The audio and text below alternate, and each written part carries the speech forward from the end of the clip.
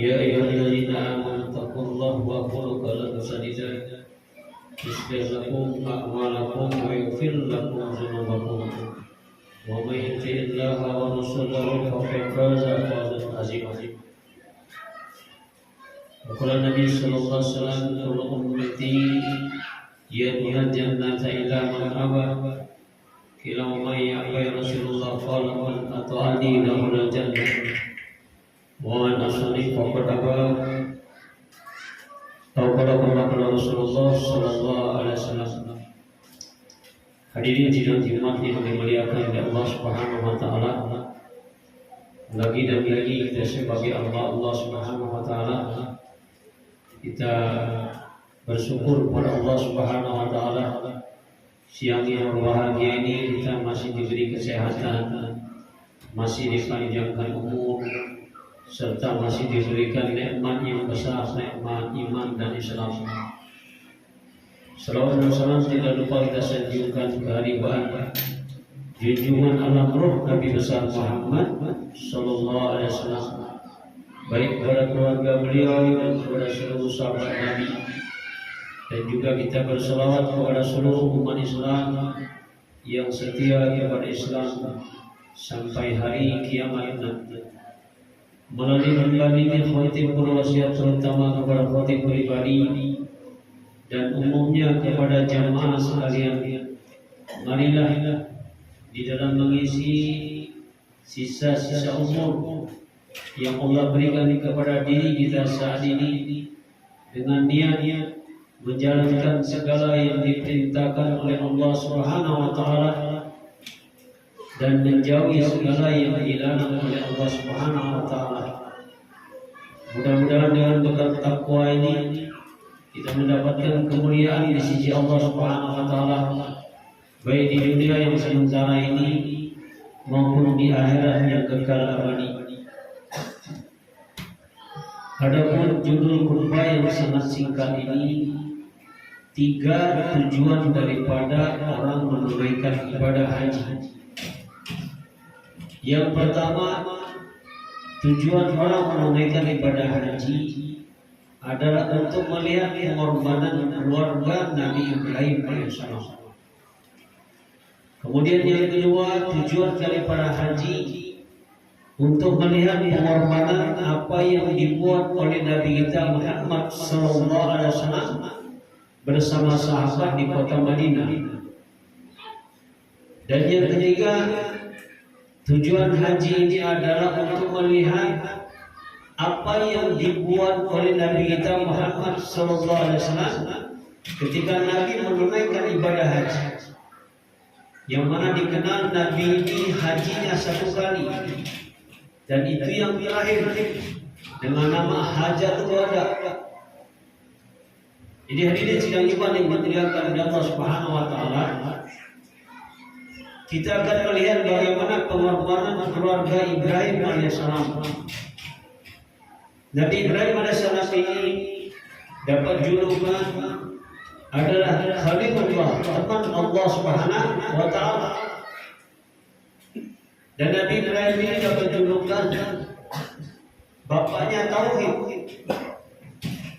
Nabi Ibrahim alaihissalam ini kalau dia berkorban, setiap tahun kalau dia berkorban, sampai sekarang belum ada orang yang berkorban seperti Nabi Ibrahim alaihissalam. Kalau dia berkorban domba, itu sekali berkorban 1000 ekor domba. Kalau Ibrahim alaihissalam berkorban lembu, itu 300 ekor lembu. Kalau onta 100 ekor onta. Sehingga orang-orang kagum dengan pengorbanan Nabi Ibrahim alaihissalam. Ketika orang kagum dengan pengorbanan Ibrahim alaihissalam, maka Ibrahim alaihissalam mengatakan, ini tidak ada apa-apa. Kalau seandainya Allah berikan anak kepada saya, kemudian Allah Subhanahu Wa Taala minta dikorbankan, maka anak saya akan saya korbankan demi menyenangkan Allah Subhanahu Wa Taala. Al-Kisah hadirin, Ibrahim alaihissalam dikaruniai anak namanya Ismail. Waktu itu Ibu Hajar masih dalam keadaan lemah, habis habis melahirkan. Maka Ibrahim alaihissalam datang perintah Allah Subhanahu wa taala. Ya Ibrahim, wazir bin nas bil haji. Ya Ibrahim, kau pergi ke satu daerah Palestina. Kau pergi ke sana, kemudian engkau dakwah kepada orang-orang di sana supaya orang-orang di sana menunaikan ibadah haji. Hadirin, Nabi Ibrahim alaihissalam di dalam melaksanakan perintah Allah Subhanahu wa taala, Nabi Ibrahim tidak berpikir panjang. Walaupun anaknya masih kecil, butuh makan, butuh minum. Istri habis melahirkan, di sana tidak ada tanda-tanda kehidupan, tidak ada keluarga, tidak ada tetangga. Tetapi di dalam mentaati perintah Allah Subhanahu wa taala, seorang Nabi Ibrahim alaihissalam sampai waktu berangkat. Ketika Nabi Ibrahim alaihissalam berangkat, hari ini berapa lama? 7 tahun. Setelah 7 tahun Nabi Ibrahim balik kepada keluarganya. Itu pun tidak boleh turun daripada ontanya. Dia boleh lihat anaknya saja dan istrinya saja di atas onta. Alkisah hadirin, Ibrahim alaihissalam melihat istrinya ternyata masih sehat. Anaknya Ismail yang tadinya bayi sekarang berumur 7 tahun sedang lucu-lucunya. Singkat cerita, Ibrahim alaihissalam pun berangkat lagi tambah masa 6 tahun. Kemudian setelah 6 tahun, 13 tahun Nabi Ibrahim alaihissalam balik ke rumah. Datang perintah Allah Subhanahu wa taala lagi. Ya Ibrahim, kau berangkat menunaikan haji. Kemudian ketika Ibrahim alaihissalam menunaikan haji, datang perintah Allah Subhanahu wa taala dalam mimpi. Yang dalam bahasa Indonesia-nya, wahai anak, aku dalam mimpi disuruh oleh Allah Subhanahu wa taala memotong lehernya. Bagaimana pendapatmu wahai anakku? Seorang anak yang dididik oleh wanita yang solehah, maka anaknya mengatakan, ya Abah, kalau ini memang perintah Allah Subhanahu wa taala, maka laksanakan. Niscaya Allah akan mendapatkan anak yang soleh dan sabar. Coba 83 tahun menikah dengan Ibu Hajar, tidak punya anak. Setelah punya anak disuruh tinggalkan. Setelah besar disuruh dipotong lehernya. Tetapi seorang nabi punya sifat sampai atau akhirnya anaknya pun dipotong. Hadirin sidang Jumat yang dimuliakan oleh Allah Subhanahu wa taala, inilah pengorbanan yang dilakukan oleh Ibrahim alaihissalam. Maka ketika itu Nabi Ibrahim alaihissalam mengatakan kepada istrinya, "Wahai istriku, coba mandikan anak kita. Kemudian pakaikan pakaian yang bagus, sediakan tampar, kemudian sediakan bola yang tajam. Aku akan ajak anak kita ke satu tempat." Seorang istri yang soleha tidak banyak bertanya. Dia langsung manut saja. Maka Ismail diajak ke satu tempat. Maka Ismail alaihissalam sebelum dipotong sama bapaknya, Ismail memikirkan ibunya dan memikirkan bapaknya. Ya Abah, kalau bapak memotong leher saya dari depan mungkin kurang ikhlas. Kalau kurang ikhlas pahalanya kurang besar. Maka potonglah dari belakang saya, dari tengkuk saya.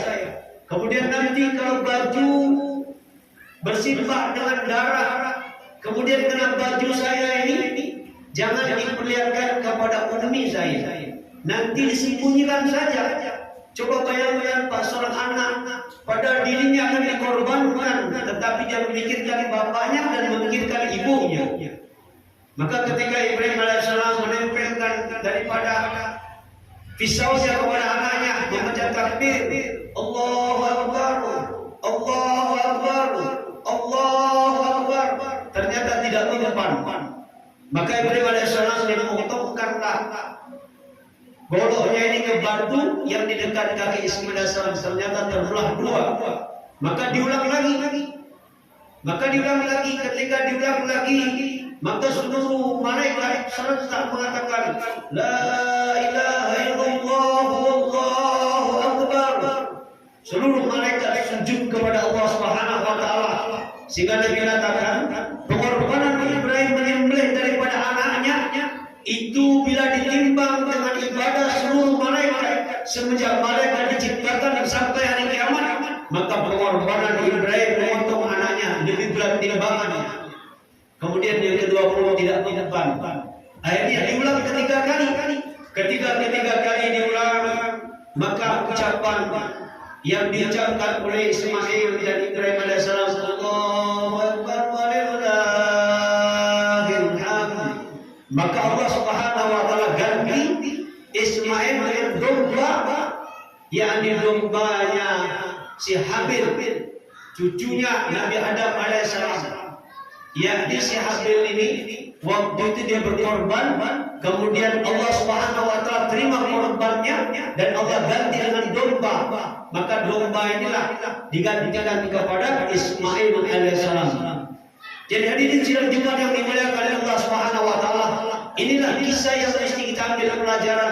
Seorang nabi dia hanya mendengar dan dia taat mentaati perintah Allah Subhanahu wa taala. Yang kedua, kita menunaikan ibadah haji untuk melihat pengorbanan keluarga Rasulullah SAW ketika di kota Mekah dan di kota Madinah. Dan yang terakhir, tujuan daripada haji untuk melihat haji yang dibuat Nabi kita Muhammad SAW. Dan apa yang dibuat oleh Nabi kita Muhammad SAW ketika menunaikan ibadah haji? Nabi SAW berkata kepada sahabat, Nabi minta Allah menjadi saksi. Kata Nabi, wahai sahabat-sahabatku, sudahkah agama ku sampaikan kepada kalian? Maka sahabat mengatakan, sudah ya Rasulullah. Ya Allah, tolong saksikan. Mereka telah mengatakan, sudah ku sampaikan. Apa pesan Nabi?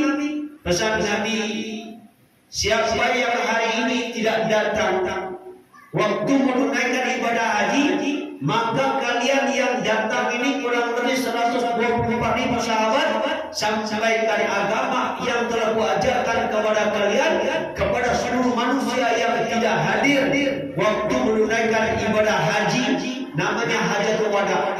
Singkat cerita, seluruh sahabat bergerak, mereka menyampaikan agama sehingga agama sampai di Aceh, sampai di Indonesia, sampai di Spanyol. Kenapa?